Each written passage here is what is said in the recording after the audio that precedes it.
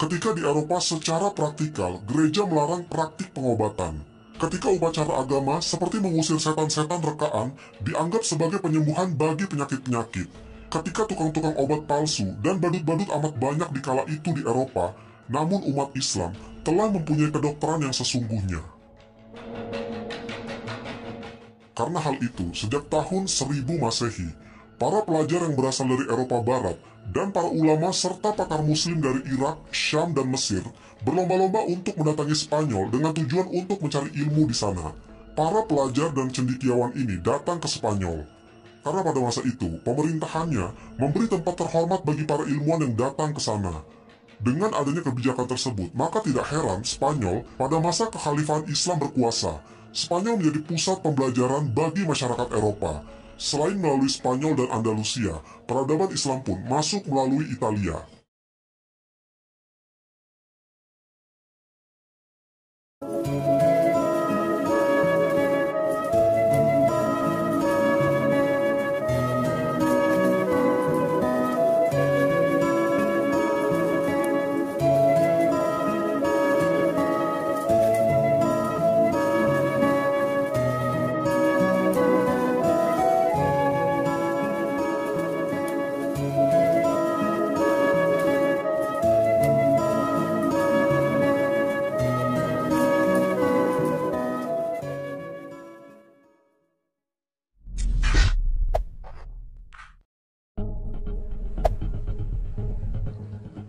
Dahulu kala, di Eropa pernah terjadi satu masa yang disebut sebagai Abad Kegelapan.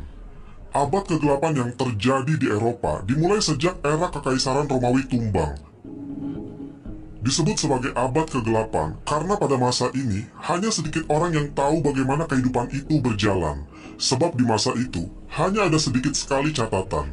Dan dari sedikit catatan itu dituliskan bahwa pada masa ini, masyarakat Eropa hidup dalam periode kelam ilmu pengetahuan, tenggelam dalam ketidaktahuan, kehidupan masyarakat yang terbelakang, banyak tahayul dan mitos, penindasan sosial, buta huruf dan pengeksekusian.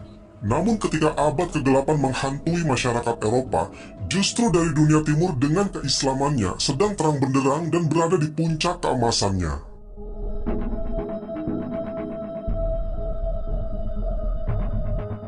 Abad kegelapan yang terjadi di wilayah Eropa terjadi pada masa abad pertengahan yang dimulai dari abad ke-5 sampai abad ke-15 Masehi.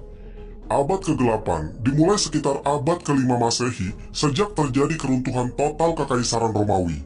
Pada tahun 529, gereja menutup Akademi Plato yang ada di Athena dan mendirikan gereja.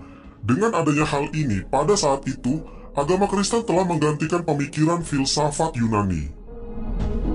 Sejak saat itu, pendidikan, pemikiran, dan meditasi dimonopoli oleh gereja. Dikarenakan pada masa itu, sistem yang berlaku hanya ditujukan bagi para pengikut gereja, dan yang boleh didengar hanyalah perkataan para pendeta.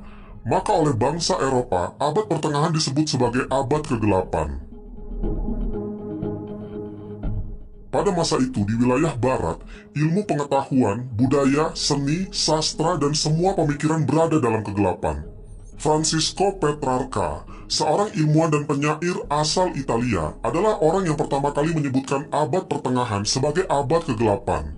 Petrarca pertama kali mengatakan abad pertengahan adalah zaman kegelapan bagi masyarakat Eropa sekitar tahun 1500-an. Alasan Petrarca menyebut demikian karena dia kecewa dengan kurangnya literatur yang bagus pada saat itu. Padahal era klasik kaya dengan kemajuan budaya yang nyatanya mulai dari peradaban Romawi dan Yunani telah memberikan kontribusi kepada dunia dalam bidang seni, ilmu pengetahuan, filsafat, arsitektur, dan sistem politik. Namun sejarah abad pertengahan seakan menghentikan peradaban dan menghentikan kemajuan zaman. Setelah Petrarca menggunakan istilah zaman kegelapan dalam sastra dan karyanya, para pemikir lain pada masa itu memperluas ini, khususnya oleh ilmuwan-ilmuwan pada masa pencerahan di tahun 1800-an. Sampai pada tahun 1900-an, abad kegelapan dan abad pertengahan memiliki arti yang sama. Untuk itu, istilah abad kegelapan dalam sejarah kemudian digunakan untuk mencakup anggapan sebagai masa di abad pertengahan, ketika segalanya mengalami kemunduran di seluruh Eropa. Ketika bangunan-bangunan besar Roma seperti Koloseum perlahan-lahan runtuh, dan ketika tidak ada yang menghasilkan ilmu pengetahuan yang hebat. Namun tentu, orang-orang yang mengatakan era klasik lebih daripada abad pertengahan juga memiliki keinsyafan bahwa era klasik yang besar karena kebudayaan Yunani dan Romawi tidak sepenuhnya baik dalam beberapa aspek, seperti misalnya pertempuran gladiator dan perbudakan. Namun setelah jatuhnya kekaisaran Romawi, sejarah abad pertengahan digambarkan sebagai kebudayaan Eropa yang telah mengambil jalan yang salah. Mengapa demikian? Karena abad pertengahan atau Medium Aevum sering juga diartikan sebagai periode kekuasaan agama, karena agama sangat mendominasi kepentingan masyarakat Eropa. Salah satu yang bisa menggambarkan hubungan antara agama dan ilmu pengetahuan adalah sebuah rumusan yang dikemukakan oleh Uskup Agung Anselmus pada tahun 1950-an, yaitu Credo ut Intelligem, yang memiliki arti imani dahulu baru kemudian dimengerti. Inilah doktrin yang menjadi argumen dasar yang akan disusun sebagai pembenaran terhadap apa yang dikeluarkan oleh gereja. Dari doktrin Anselmus ini jugalah, gereja menghasilkan tafsir tunggal dan otoritas kebenaran terhadap keseluruhan faktor kehidupan termasuk ilmu agama dan pengetahuan.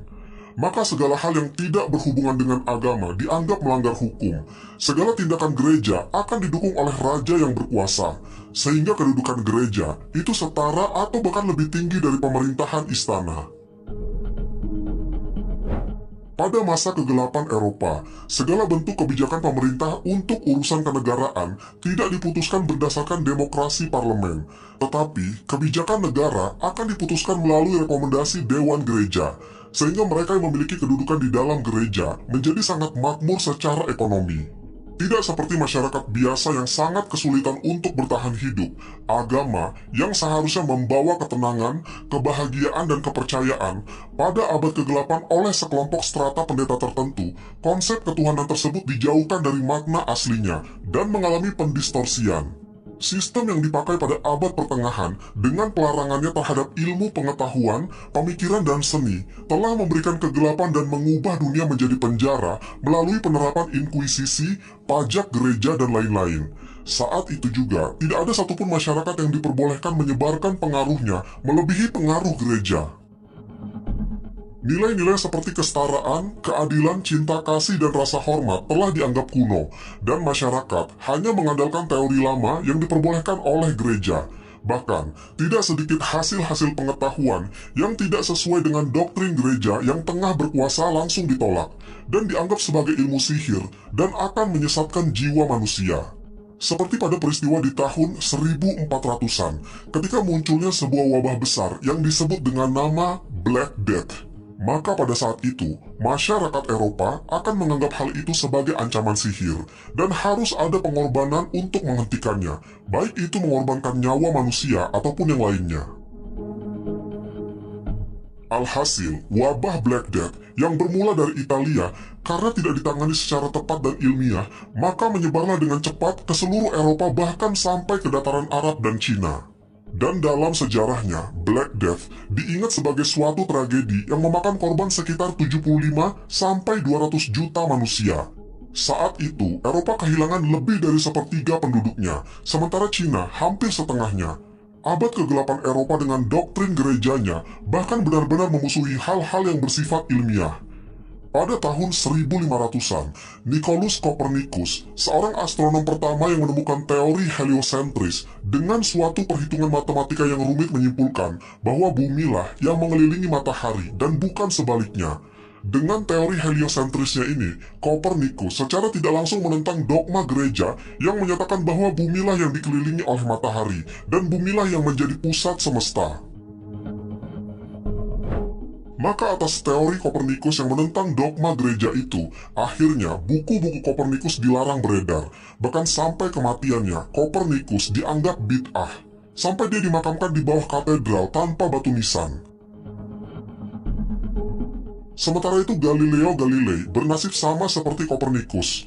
Galileo yang pada tahun 1663 melanjutkan teori heliosentrisnya Copernicus ditentang juga oleh pihak gereja. Bahkan Galileo sampai diinkuisisi dan dilarang berdialog dengan siapapun sampai akhir hayatnya. Pada masa kegelapannya, Orang-orang Eropa seperti tidak memiliki visi yang jelas untuk membangun peradaban. Semua orang tanpa terkecuali dituntut untuk selalu berpegang pada dogma-dogma gereja, dan terdapat larangan untuk bertanya mengenai berbagai hal. Bahkan jika pihak gereja tidak mampu menjawab pertanyaan dari masyarakat, maka orang yang bertanya akan dianggap sesat dan akan disingkirkan. Akibatnya, tingkat intelektualitas masyarakat Eropa semakin menurun. Tidak ada satupun kaum terpelajar mereka yang ingin meningkatkan kualitas pengetahuan masyarakat karena mereka takut akan larangan gereja. Maka pada saat itu, banyak yang melakukan penyebaran ilmu pengetahuan secara sembunyi-sembunyi, dan itu pun untuk kalangan tertentu saja. Tidak heran, pada abad pertengahan yang menjadi masa kegelapan di Eropa, peradaban Eropa tidak banyak melahirkan tokoh-tokoh yang berpengaruh, apalagi buku, ataupun catatan-catatan terutama yang menyangkut ilmu pengetahuan.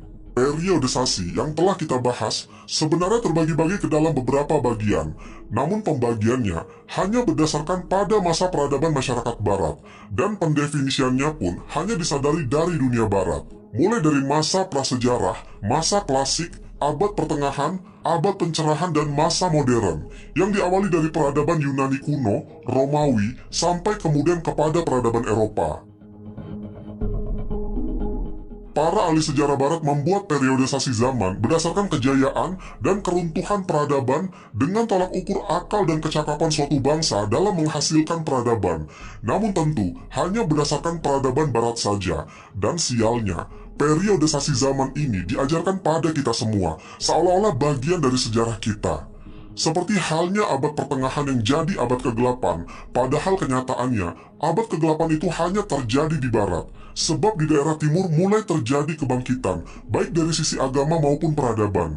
Bahkan abad pertengahan dalam sudut pandang Islam disebut sebagai Ashr al-Izdihar, yang berarti zaman kejayaan, dan disebut juga sebagai Al-Ashr az-Zahabi, yang artinya zaman keemasan. Pada sekitar tahun 610 Masehi, agama Islam mulai muncul. Agama yang dimulai dari Mekah dan berkembang di Madinah ini justru mengarahkan manusia menuju pencerahan. Bisa dibilang, semua dimulai sejak zaman Nabi Muhammad SAW, di mana masyarakat Madinah dipersatukan tanpa memandang latar belakang suku dan agamanya. Selain itu, kitab Al-Quran yang menggunakan kalimat seruan "Wahai manusia" menunjukkan kesetaraan dan menolak adanya pembagian kelas manusia, seperti yang dilakukan pada masyarakat Eropa pada abad pertengahan. Nilai keunggulan di antara manusia adalah berdasarkan ketinggian akhlak dan kemanfaatannya. Dengan asas, dia menyatakan bahwa di hadapan hukum semua orang memiliki kesetaraan, membuktikan kekeliruan konsep peradaban strata masyarakat seperti yang dianut oleh Barat. Adanya prinsip al-ashbara'at zimah yang menyatakan bahwa sebenarnya semua orang dianggap tidak bersalah hingga adanya pembuktian yang sah.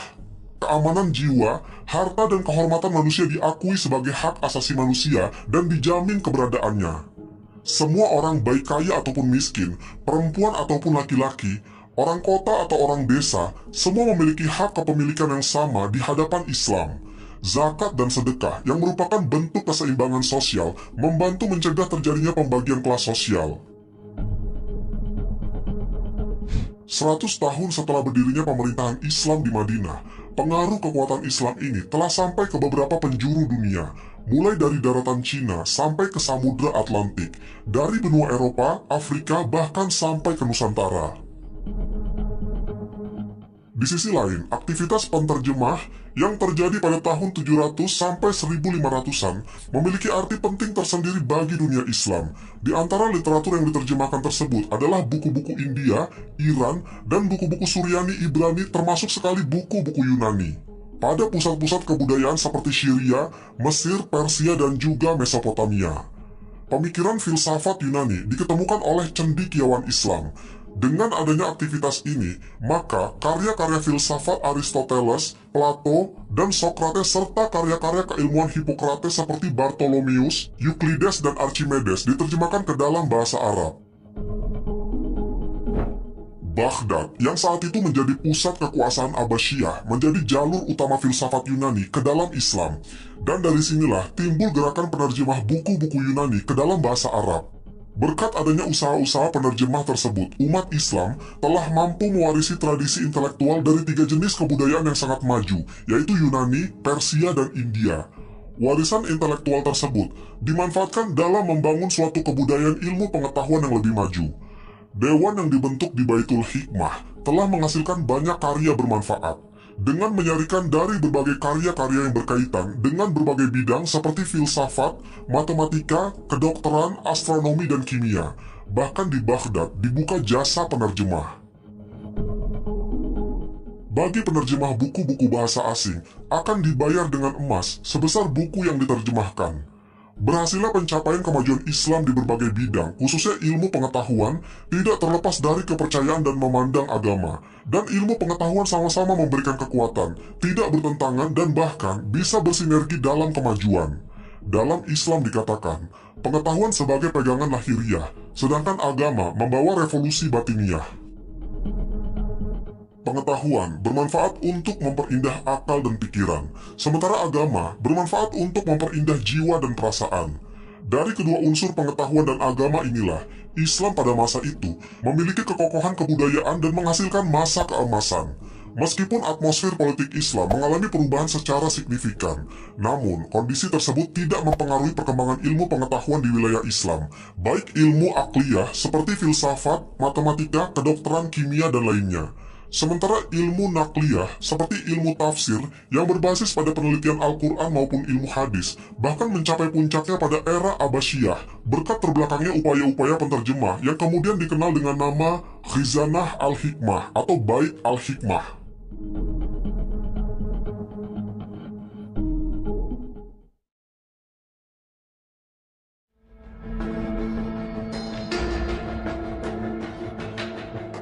Penyebaran Islam pertama kali ke Eropa, khususnya Andalusia, atau yang sekarang dikenal dengan negara Spanyol, dimulai sejak tahun 711 melalui jalur Afrika Utara.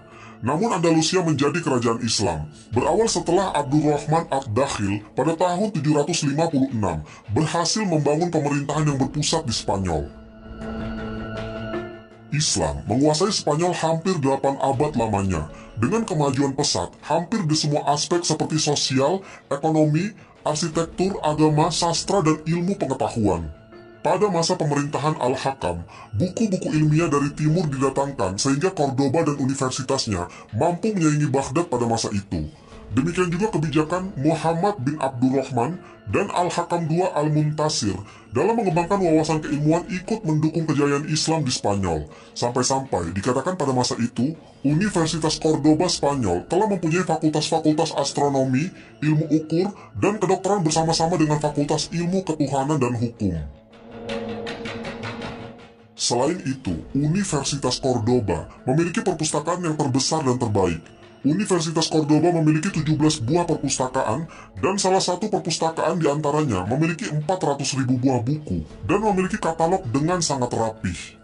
Pelajaran-pelajaran di Universitas Cordoba pun terdiri dari ilmu ketuhanan, jurisprudensi, kedokteran, kimia, filsafat, dan astronomi. Bahkan ketika terjadi perpecahan politik pada masa Muluk Al-Tawaif, peradaban Islam Spanyol tidak mengalami kemunduran. Bahkan pada saat itu merupakan puncak kemajuan ilmu pengetahuan, termasuk pada seni dan budaya. Karena setiap raja di berbagai wilayah berusaha menyaingi kemajuan Cordoba, seperti wilayah Granada, Seville, Malaga, dan Toledo. Pada masa keemasan Islam di Spanyol, banyak lahir sarjana-sarjana Islam yang berhasil menghidupkan disiplin ilmu pengetahuan Yunani dan berhasil memperluas jangkauannya, serta memperkuat dasar tumpuan tersebut untuk lahirnya ilmu pengetahuan baru yang lebih modern.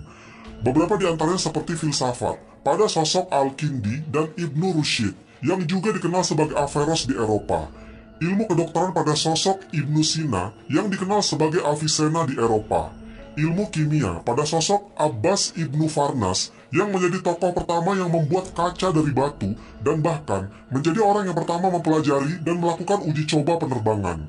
Kemudian ilmu matematika pada sosok Al-Khawarizmi yang terkenal karena penemuan aljabar dan menjadi dasar algoritma. Lalu ilmu sejarah dan sosiologi pada sosok Ibnu Khaldun dengan karya besarnya yang bertajuk Muqaddimah. Selain para ilmuwan, pada masa keemasan Islam di abad pertengahan juga, Islam melahirkan 4 imam mazhab besar, diantaranya Imam Hanafi, Imam Maliki, Imam Syafi'i, dan Imam Hambali. Dalam hal ini, Herbert Abraham Davis, seorang sejarawan yang menulis An Outline History of the World, menyatakan bahwa dunia ilmu pengetahuan banyak berhutang budi kepada orang Islam. Barangkali mereka yang menemukan apa yang disebut sebagai angka-angka Arab Al-Jabar secara praktikal ciptaan mereka. Mereka menunjukkan ilmu ukur sudut optika dan ilmu bintang. Mereka yang menemukan lonceng gantung atau pendulum. Dan di bidang pengobatan, mereka telah mencapai kemajuan istimewa. Mereka menyelidiki ilmu faal dan ilmu kesehatan. Mereka juga melakukan pembedahan-pembedahan tersulit yang pernah diketahui. Mereka telah mengetahui cara membius, serta beberapa cara mengobati orang sakit, yang bahkan cara itu sampai sekarang masih dipakai. Ketika di Eropa secara praktikal, gereja melarang praktik pengobatan. Ketika upacara agama seperti mengusir setan-setan rekaan dianggap sebagai penyembuhan bagi penyakit-penyakit. Ketika tukang-tukang obat palsu dan badut-badut amat banyak di kala itu di Eropa, namun umat Islam telah mempunyai kedokteran yang sesungguhnya. Karena hal itu, sejak tahun 1000 Masehi, para pelajar yang berasal dari Eropa Barat dan para ulama serta pakar muslim dari Irak, Syam, dan Mesir berlomba-lomba untuk mendatangi Spanyol dengan tujuan untuk mencari ilmu di sana. Para pelajar dan cendekiawan ini datang ke Spanyol. Karena pada masa itu, pemerintahannya memberi tempat terhormat bagi para ilmuwan yang datang ke sana.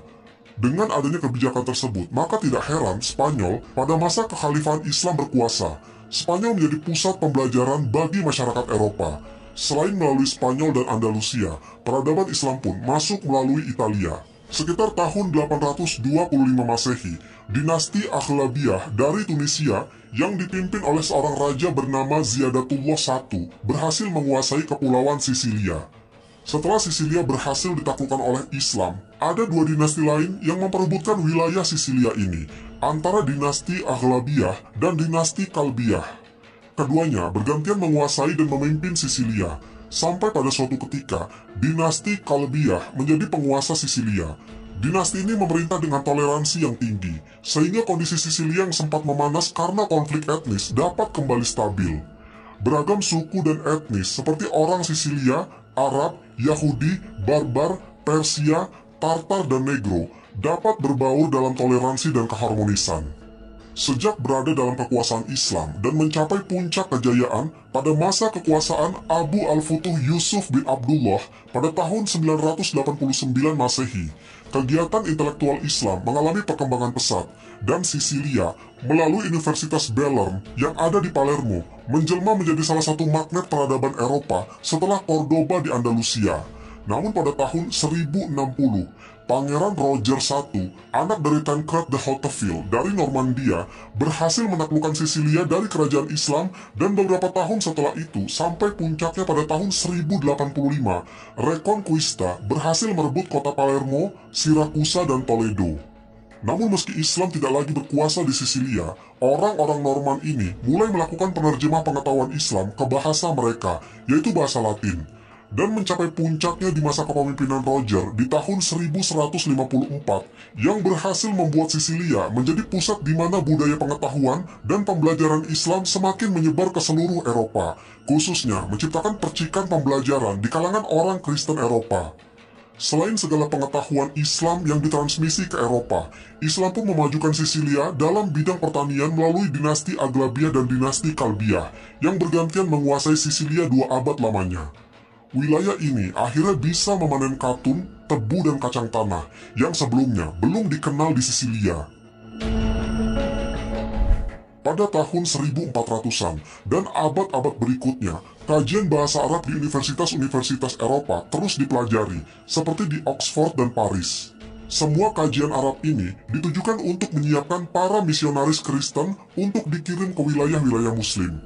Ensiklopedia Kedokteran karya Al-Razi menjadi satu-satunya karya besar dalam bidang kedokteran yang diterjemahkan ke dalam bahasa Latin pada tahun 1279 oleh Faraj bin Salim, seorang dokter Yahudi dari Sisilia, dan telah diterbitkan dalam berbagai manuskrip pada abad-abad berikutnya. Pada saat itu, banyak diterjemahkan pula buku dalam bidang astronomi dan matematika. Palermo, yang merupakan ibu kota Sisilia, menjadi tempat kegiatan penerjemah buku-buku ulama yang diterjemahkan ke dalam bahasa Latin. di penghujung tahun 1400-an, hampir seluruh karya dari para cendekiawan Islam telah diterjemahkan dan kemudian dibawa ke Eropa bagian selatan, yang kemudian melahirkan Renaissance di Italia.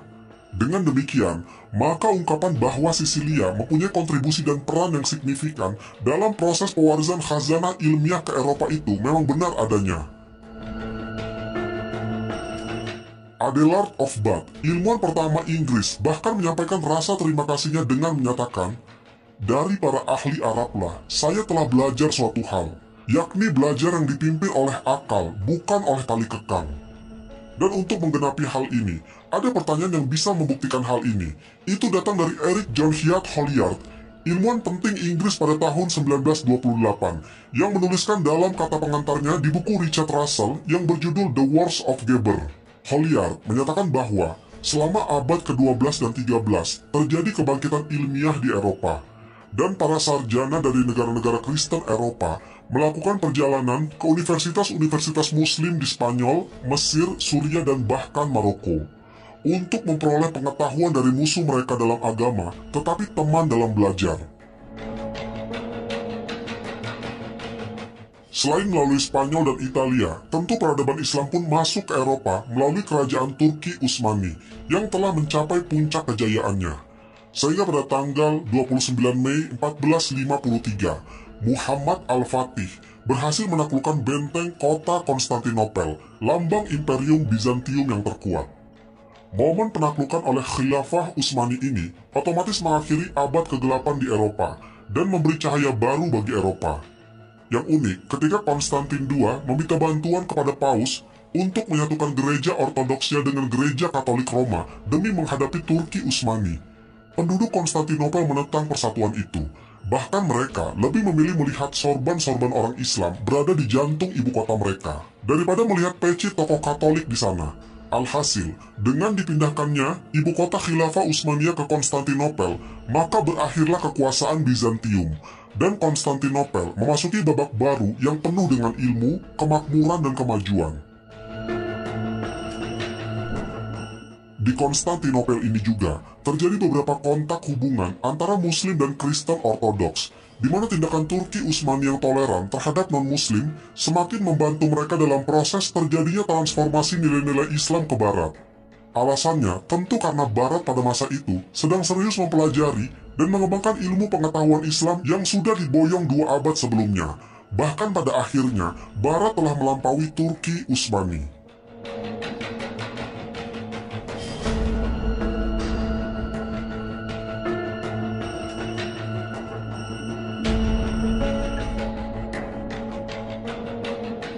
Dalam hal ini, terjadi beberapa tahap yang menyertai perpindahan pemikiran dan pengetahuan Islam ke Eropa yang terjadi pada awal abad pertengahan. Pertama, sekelompok sarjana Barat mengunjungi wilayah kerajaan Islam dengan tujuan untuk melakukan kajian pribadi. Constantinus Africanus adalah perintisnya, kemudian disusul oleh para pelopor dari Italia, Spanyol, dan Prancis. Dalam prakteknya, mereka mengunjungi dan menghadiri seminar-seminar yang dilaksanakan masyarakat Islam dengan tujuan untuk belajar matematika, filsafat, kedokteran, kosmografi, dan lain sebagainya. Akibatnya, dalam kurun waktu yang singkat, mereka bisa menjadi calon-calon profesor di universitas wilayah Eropa yang dibangun dengan melihat dari seminar-seminar Muslim yang mereka ikuti sebelumnya. Kedua, berawal dari adanya pendirian dari universitas di Eropa. Universitas Eropa pertama adalah Universitas Bologna pada tahun 1088, kemudian Universitas Paris pada tahun 1150, Oxford pada tahun 1167, Cambridge pada tahun 1209, Universitas Padua Italia pada tahun 1222, dan Universitas Naples pada tahun 1224. Pendirian universitas tersebut sama persis dengan yang mereka dapat di seminar-seminar Muslim, mulai dari gaya arsitektur, kurikulum, dan metode pengajarannya. Ketika ilmu pengetahuan Islam berhasil ditransmisikan ke Perancis dan wilayah Eropa lainnya, bahkan seorang dosen universitas di Padua, Italia, dikelilingi oleh 12 gelar sarjana penting, 6 diantaranya Muslim, dan seorang lagi adalah Yahudi. Di rak paling atas, penulis klasik Aristoteles, Hippocrates, dan Galen, diikuti oleh ilmuwan Islam Avicenna atau Ibnu Sina, Ali Abbas, dan Ibnu Rashid. Ketiga adalah proyek penerjemah raksasa yang dilakukan di Italia dan Spanyol pada tahun 1300-an, di mana ratusan buku berbahasa Arab diterjemahkan ke dalam bahasa Latin. Perkembangan lainnya adalah pengadopsian, terutama di istana Sisilia dan Spanyol, sebab masyarakat Islam di Eropa terdiri dari beberapa imigran dan sebagian kecil masyarakat asli. Di sana, mereka ditantang untuk mampu menampilkan wajah Islam yang tidak ketinggalan berbagai aspek kehidupannya. Masyarakat Islam dalam praktiknya telah banyak melakukan perjuangan untuk tetap mempertahankan identitasnya dan untuk menarik simpati umat lain. Hubungan Eropa dengan dunia Islam ini telah saling berhubungan dekat selama berabad-abad. Setelah Andalusia yang dimulai dari tahun 756 sampai 1492 di semenanjung Iberia, dan kemudian selama masa Perang Salib yang memakan waktu sampai ratusan tahun, mulai dari tahun 1095 sampai tahun 1291 Masehi. Serta penguasaan wilayah Balkan oleh Kekhalifahan Utsmaniyah pada tahun 1389-an yang memungkinkan terjadinya hubungan timbal balik antara kedua masyarakat. Nilai-nilai adat Islam inilah yang di Eropa kemudian dikenal sebagai humanisme. Humanisme ini bukanlah filosofis ateis seperti yang sering dipahami saat ini, tetapi terdiri dari serangkaian disiplin ilmu seperti kemampuan berbicara dan menulis, pengetahuan tata bahasa, puisi, pengetahuan, beasiswa, dan penelitian teks-teks agama. Disiplin humanis ini menjadi kekuatan pendorong mendasar dari peradaban Eropa yang muncul. Sampai saat ini, banyak pakar sejarah dan sosiologi menegaskan bahwa Islam adalah pemicu utama perpindahan Eropa dari gelapnya abad pertengahan menuju terangnya masa Renaissance, di mana ketika Eropa mengalami kemunduran di bidang kedokteran, astronomi, matematika, dan di banyak bidang lain, kaum muslim memiliki perbendaharaan ilmu pengetahuan yang sangat luas dan kemampuan hebat dalam membangun peradaban. Pada akhirnya, dengan adanya gerakan Renaissance yang terjadi di Eropa, maka berakhirlah pula abad kegelapan Eropa yang terjadi pada masa abad pertengahan. Ledakan budaya Renaissance yang berarti terlahir kembali dimulai di Italia Utara pada akhir tahun 1600-an dan menyebar ke utara pada tahun 1700-an sampai 1800-an dan memasuki masa pencerahan atau Aufklärung. Yang dimaksud dengan lahirnya kembali adalah lahirnya kembali budaya seni dan pemikiran abad kuno atau klasik. Pada masa yang disebut abad pencerahan ini, masyarakat Eropa memaksakan dirinya untuk terbebas dari feodalisme dan gereja. Abad kegelapan yang berada di tengah antara abad lama dan abad pencerahan benar-benar telah terkubur dalam sejarah. Peristiwa-peristiwa ini bertepatan dengan mulainya sebuah interaksi yang dekat, yaitu di Spanyol dengan kaum muslimin dan di timur dengan budaya Bizantium, yang pada akhirnya ditandai dengan ditemukannya kembali peradaban Yunani di Eropa. Dan semua itu telah menjadi sejarah, karena setelah Eropa kembali mendapatkan cahayanya, bersama dengan itu, peradaban Islam mengalami kemundurannya, mungkin sampai sekarang. Namun peradaban Islam bisa saja kembali, atau mengalami Renaissance seperti halnya yang terjadi di Barat, dengan syarat adanya kerja keras dan ketekunan pada bidang-bidang ilmu, pemikiran, karya seni, dan kebudayaan. Kebangkitan umat Islam merupakan tanggung jawab kita, dan ini harus dipikul oleh orang-orang yang penuh keyakinan pada pengetahuan serta keimanan. Jika tidak, sejarah tidak akan terulang, sebagaimana Barat mengambil peradabannya sendiri dari Timur. Maka, apakah dunia Islam akan mengambil kembali peradaban mereka dari Barat?